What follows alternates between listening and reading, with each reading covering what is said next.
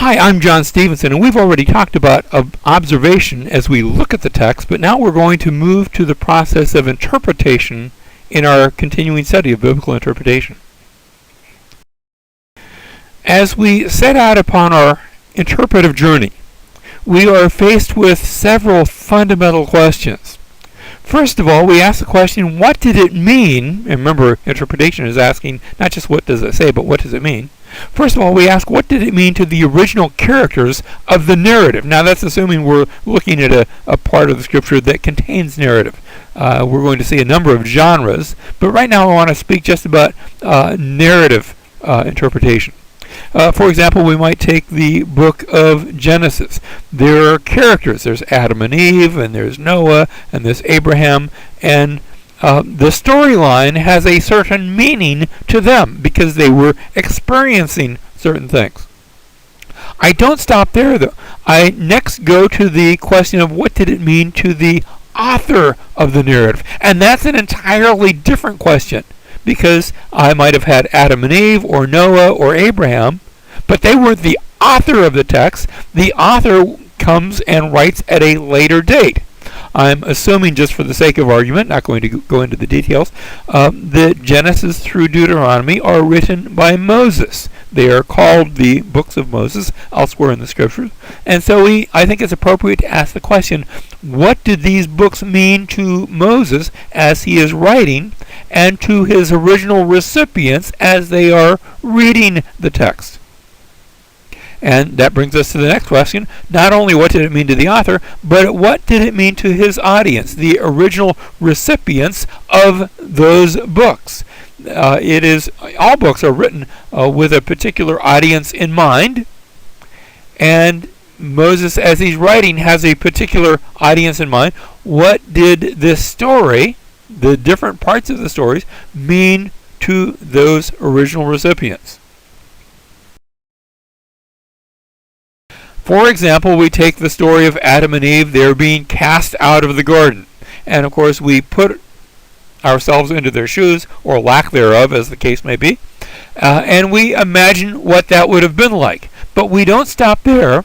We notice that Moses is writing this, and he's writing this to the Israelites who themselves have left a very garden-like place, because Egypt is described in terms of a garden, and they're no longer in Egypt as they're receiving the book of Genesis and its story of Adam and Eve cast out of the garden. They haven't been cast out, but they've been released, and they've left the quote-unquote Garden of Egypt, and now they're in a wilderness place. So perhaps as they're reading this for the first time, they can imagine what Adam and Eve are going through, and they can both compare and contrast their situations. We don't stop there. We also notice that we have a completed Bible, and we're living in the 21st century. And so as we are reading it today, we want to interpret it and eventually apply it to our own lives. And so we look at the story in three different ways. First of all, from the point of view of the original participants of the story. Then from the original writer and the original recipients of the story. That's a different group. That's Moses and the Israelites in this case. And then we have the Bible in its completed form, and we look at it today from our perspective.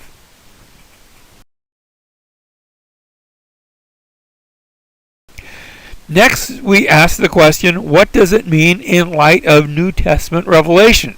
Because the New Testament sheds light on the Old Testament.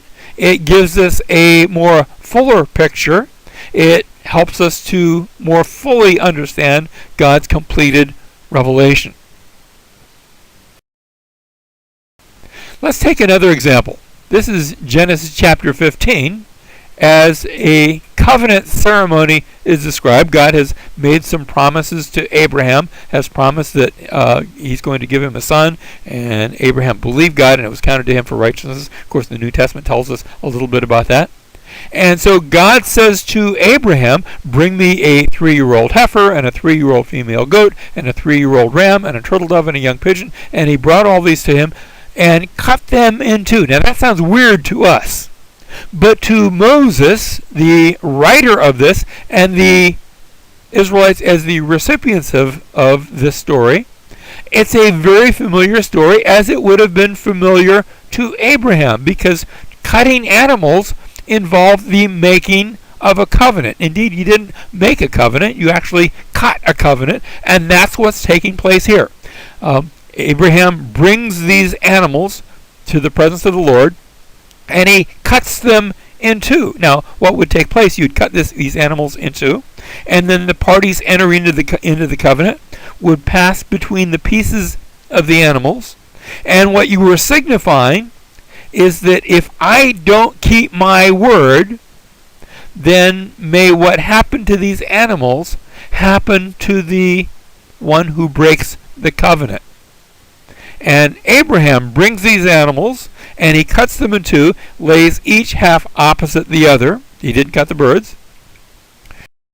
And it came about when the sun had set, it was very dark, and behold, there appeared a smoking oven and a flaming torch which passed between the pieces. Now it's evident to us, as it would have been evident to Abraham and to Moses and the Israelites who's writing this and the original recipients, that this is the presence of the Lord that is passing between the pieces. God is making a covenant, binding himself with a covenant to Abraham. Now that's pretty obvious, and just in case it wasn't, we read in verse 18, on that day the Lord made a covenant. The Hebrew text actually says God cut a covenant. The Lord cut a covenant with Abraham, or Abram as he's called at this point. However, notice how the presence of God is described. He's described in terms of a smoking oven and a flaming torch. And of course, one interpretive question that we ask is, why was the presence of God described that way, as a smoking oven and a flaming torch? Why not just say the presence of God moved through it? Well, perhaps, this is visual, but I think there's a more immediate reason, and it's seen, the reason for that description is seen in who is writing this and to whom it is being written. It's Moses writing this, and he's writing to the Israelites in the wilderness, and it is their current experience as they're reading this. You can sort of imagine them. They're in a camp in the wilderness around the tabernacle, and there over the tabernacle in the daytime is a pillar of smoke, and at night there is a pillar of fire. In other words, there is a smoking oven and a flaming torch that symbolizes the presence of God among them. And now we read that same presence of God, that smoking oven, that flaming torch, was there to pass between the pieces of these animals to make a covenant with their ancestor, with Abram. It's only when you read the book in light of the original author and the original recipients that you see these additional clues.